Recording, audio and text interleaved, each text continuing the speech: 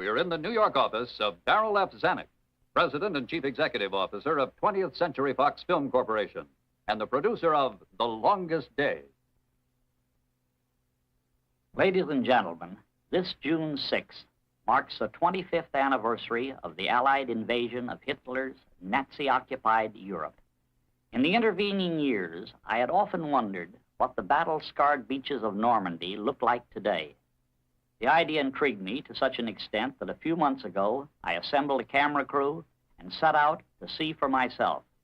What you are about to witness is the result of this expedition. To be more explicit, it is a combination of film excerpts from The Longest Day, interwoven with a photographic tour of the actual invasion areas as they now exist. As a simple guide for you, the film excerpts from The Longest Day will appear in black and white photography, and the film I photographed on this expedition will appear in color. In the entire history of warfare, no undertaking had ever approached in size or stakes the D-Day invasion. The future history of the world hung in the balance, and if its outcome had been otherwise, it is quite possible that you and I would not be here today. Producing this documentary was more than a sentimental journey. It led me to certain personal conclusions and viewpoints, which I would like to share with you. They far transcend the making of a film. I hope you will agree with me. Thank you.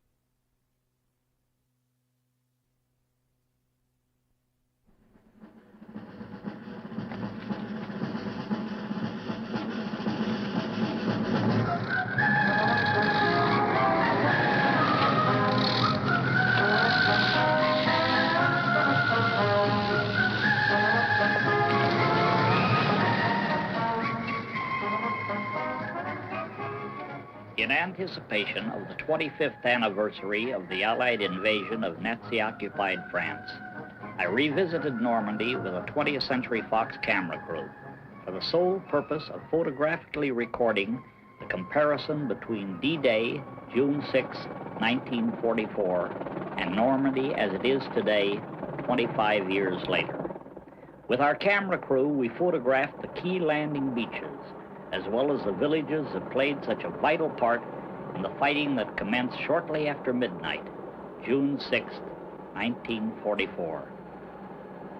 We are approaching the Normandy village of Sainte-Mère-Église. Sainte-Mère-Église straddles the main highway that runs between Cherbourg in the north and the city of Caen in the south. It was the primary route of the enemy transportation system, which supplied the Nazi bunkers and fortifications on the cliffs overlooking the landing beaches.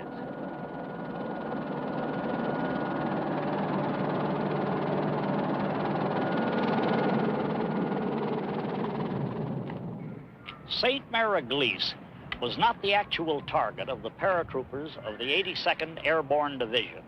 The village was known to Allied intelligence as the headquarters of a formidable Nazi garrison. Paratroopers of the 82nd Airborne Division came down over this strategic town. Unfortunately, a flare had set a house on fire right over there.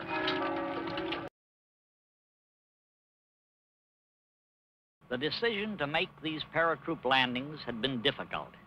Military leaders knew that losses might be heavy, and they were.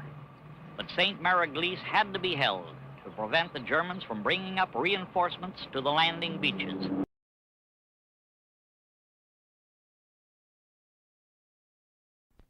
This is the Orne River that empties into the English Channel. We are approaching the Pegasus Bridge just outside the city of Caen. Pegasus Bridge was the scene of another night battle prior to the Allied invasions.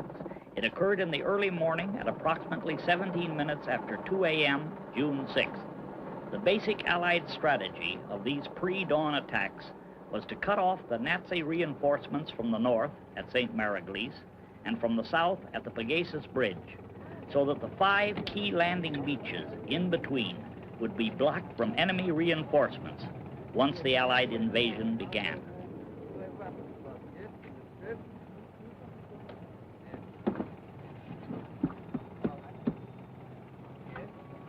Where do you think we should start? Well, I was intending to start at this close-up. Is that all right? Yes? Yes, sir. Yeah, right here. Yeah, right here. Okay, fine. 5 minutes. Then. Okay. Ah.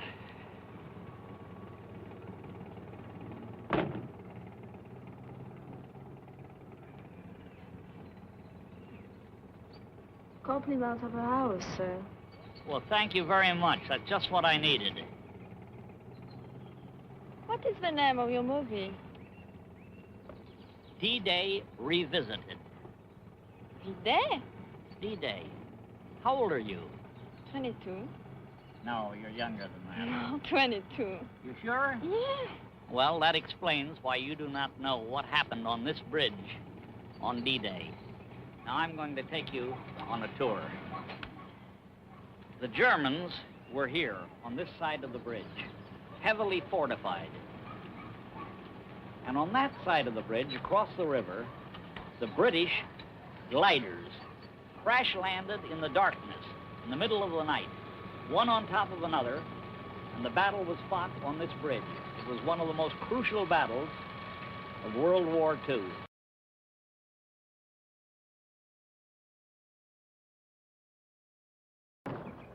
When the British commandos had full control of the bridge, and it was really in their hands, then the French resistance movement went into action, the underground. They wrecked telephone lines, they blew up bridges, and really raised havoc with the Germans from one end of France to the other. I had no idea all of that went on right here. Yes, it did. Excusez-moi. We'll be ready in about 5 minutes, Mr. Zanuck. Okay, but hurry it up.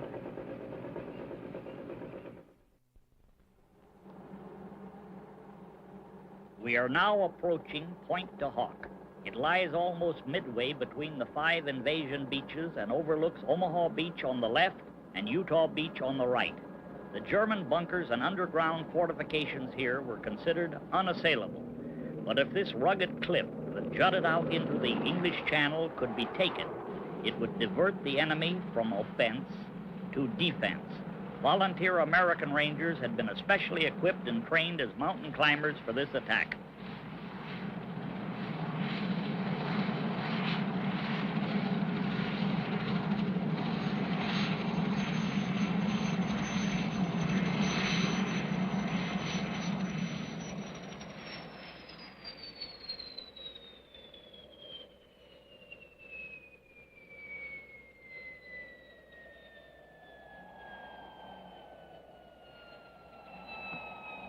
From this place, the Point de Hoc, German guns were capable of bombarding both the Omaha and Utah invasion beaches.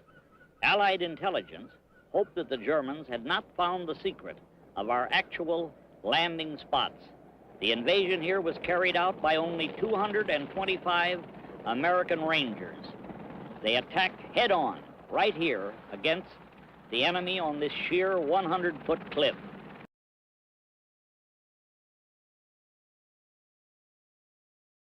This is one of approximately 1,000 Nazi bunkers. As you can see, it was eventually demolished, not by direct bomb hits from the air, but by bloody hand-to-hand fighting when the Allied force got off the beach and reached high ground.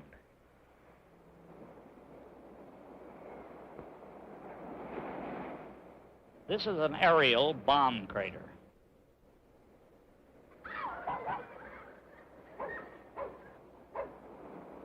Difficult to visualize how it looked 25 years ago.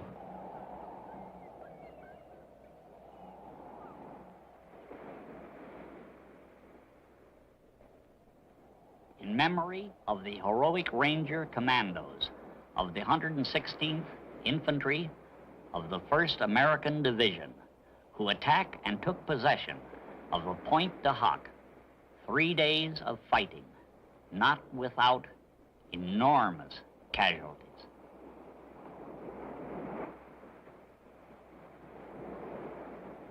This was not only the most heavily armed bunker in the entire enemy fortification line, it was also a key observation point.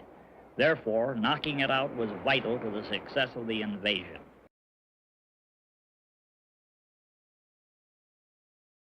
Prior to D-Day, Allied bombers had repeatedly hit these key bunkers and fortifications, but had failed to permanently destroy them.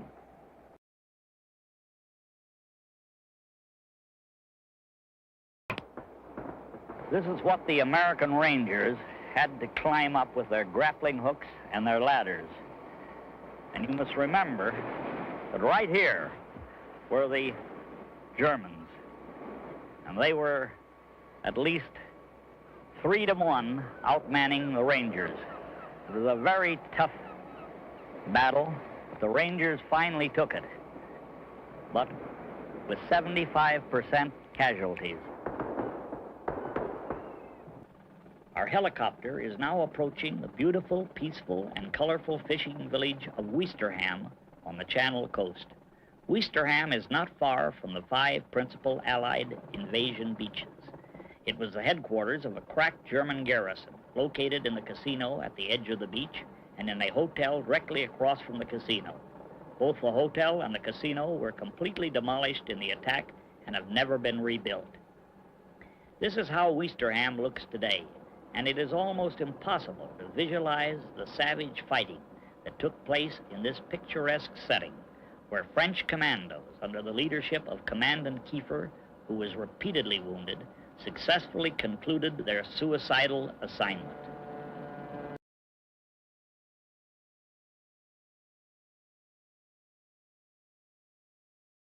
It was a spectacular and courageous operation, but the French finally succeeded. Bonjour, Monsieur Zanuck. Oh, bonjour, depuis longtemps. Mais oui, depuis 7 ans. 7 nous ans, nous étions vous pas avez revus. raison. Est-ce que vous avez vu le jeu le plus long? Mais oui, j'étais déjà maire à ce moment-là, et c'est moi oui, qui vous oui, ai reçu. oui, oui, je me rappelle. Oui, oui. Nous avons tourné ici, et Mais vous avez oui. l'hôtel et le casino. C'est et ça. tout, et c'est maintenant, c'est complètement... Ah, c'est complètement changé Oui. parce que la Mais vous construction- n'avez pas changé. Mais je me défends comme je peux. Oui. Vous êtes encore le maire? Je suis toujours le maire, mais oui. Très bien. Hey, au revoir, monsieur. Au revoir.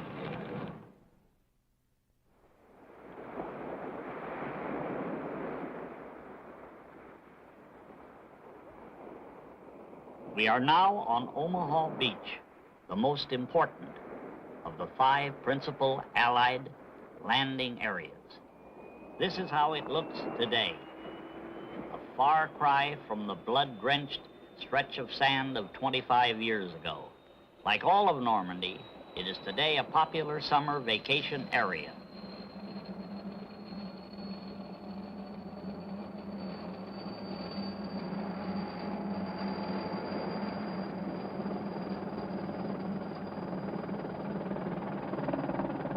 Note the hundreds of tents. Camping out has become a popular French sport. Occasionally, you can still see bomb craters.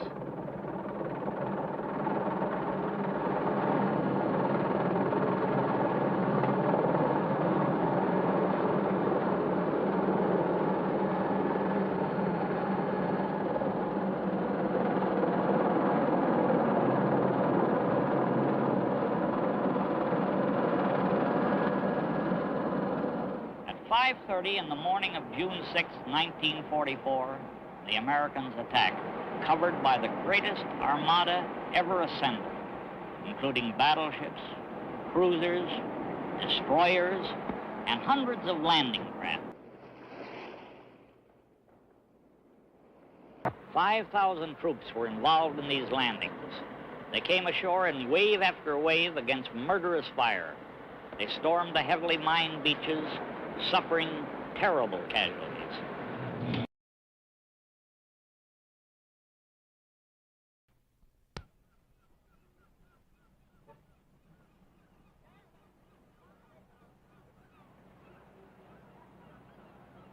This is not a monument, but it is a landmark. This is the only German bunker on Omaha Beach that was not knocked out by the Allied Air Force or the Allied naval bombardment.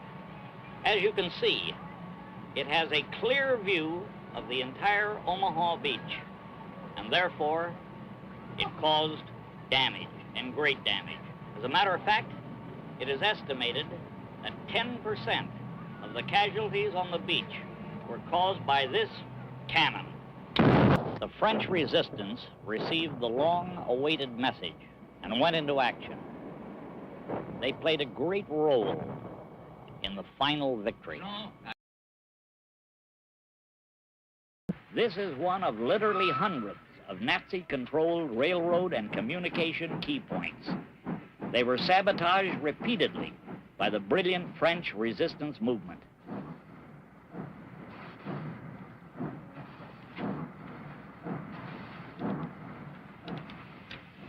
Bonjour, monsieur.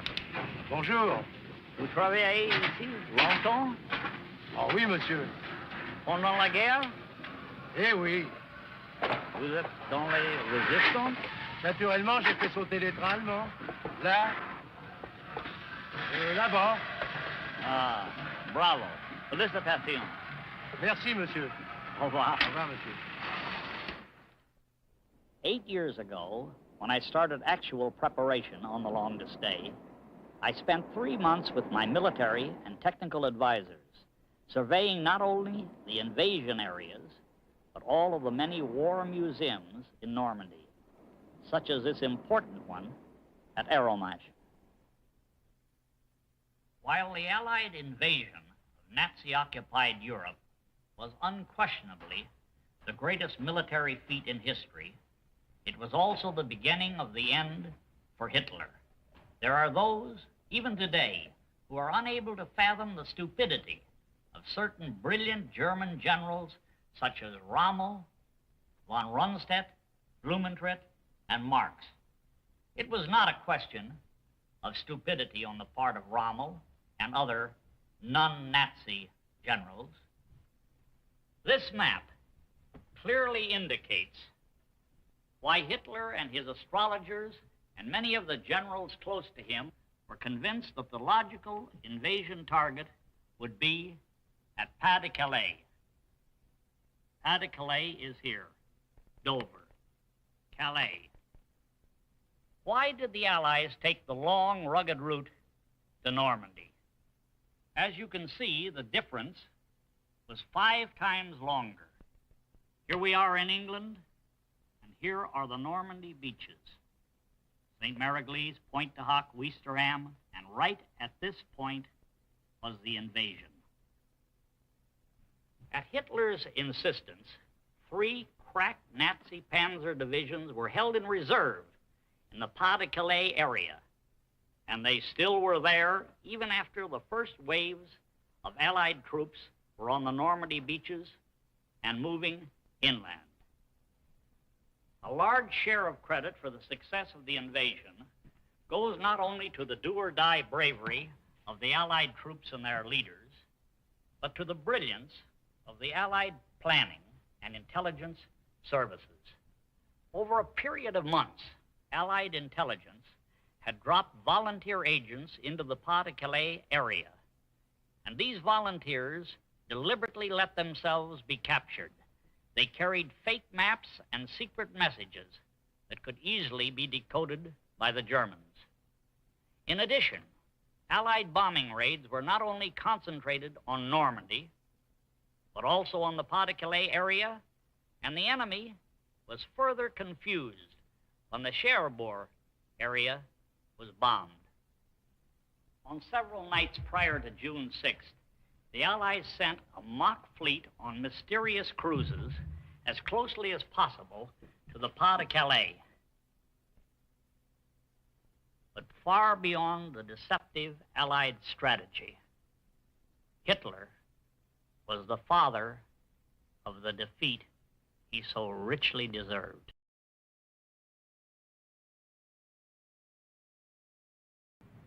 On the deck of the flagship Augusta, the overall commander of the Allied invasion forces, General Omar Bradley, directed the combined attack, moving from beach to beach under constant fire from enemy shore batteries.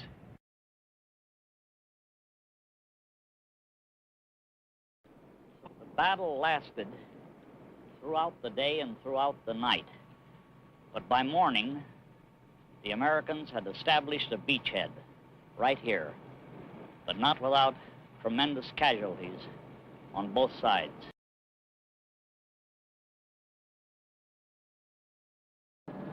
This is now known as Utah Beach, where by a navigational error, the American 4th Division, commanded by Brigadier General Theodore Roosevelt, Jr., landed on the wrong beach.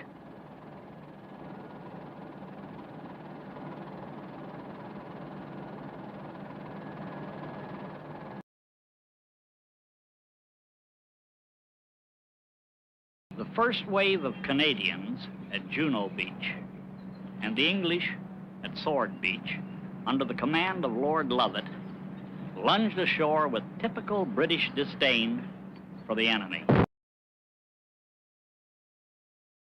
From one end of Normandy to the other, the constant cry was, "Get off the beaches, get off the beaches." This is it, bloody Omaha. When I announced I was going to produce The Longest Day, many people asked me why. I had many reasons. Having served in France in World War I when I was 14 years old as a private, I had also served in World War II as a colonel in France and North Africa. That's where I got this. The incredible story of D-Day and the invasion of Nazi-occupied Europe has always fascinated me, as it was unquestionably the most hazardous undertaking in military history. Other people asked me if war pictures might unfavorably influence the younger generation. I did not agree. I thought that reproducing authentically the brutality and inhumanity of war would have the opposite effect. Obviously, I was wrong. In spite of the worldwide success of The Longest Day, which played to more audiences than any other black and white film in history, it certainly didn't have the effect I had hoped for. In the 7 years that have passed since I finished The Longest Day, we have had Korea, the Middle East conflict between Israel and the Arabs, revolts and wars in more than half of Africa, and now we've had Vietnam. Clearly, my ideal did not materialize. There are more than 9,000 American soldiers buried here at Omaha. Untold thousands of British, French, and Germans are buried in similar cemeteries elsewhere. If these men had a voice in the matter, I am sure there would be no more wars.